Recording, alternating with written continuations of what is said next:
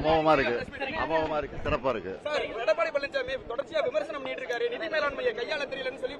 அது தோல்வியினுடைய உச்சத்துக்கு போயிட்டாரு அவரு, அதனால விரக்தியில பேசுறாரு. அதை பத்தி கவலைப்படலாம். பாஜகவுல வந்து பல்வேறு தரப்பினர் வந்துட்டு இருக்காங்க. பாஜகவோட விமர்சனம், பாஜகவோட வந்து பிரச்சாரம் ஈடுபடுமா தமிழ்நாட்டுல? எத்தனை பேர் வந்தாலும் மதசார்பற்ற முற்போக்கு கூட்டணி திமுக தலைமையில் அமைஞ்சிருக்கக்கூடிய மதசார்பு முற்போக்கு கூட்டணியை வெல்ல முடியாது.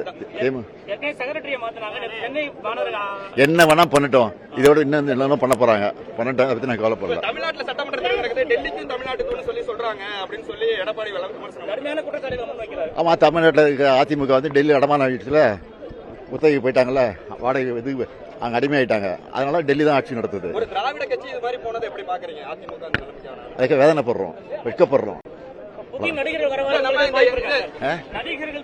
யார் வந்தாலும் நாங்க கவலைப்படல, நாங்க இங்க வேலையை பார்த்துட்டு இருக்கோம். இப்ப இருக்கிற சூழ்நிலை பார்த்தா, இந்த தொகுதியில் இன்னைக்கு வந்த மக்கள் தந்த எழுச்சியை பார்த்தா 234 வந்துடும் போல இருக்கு. அது நாட்டு மக்கள் நல்லா பார்த்துட்டு இருக்காங்க.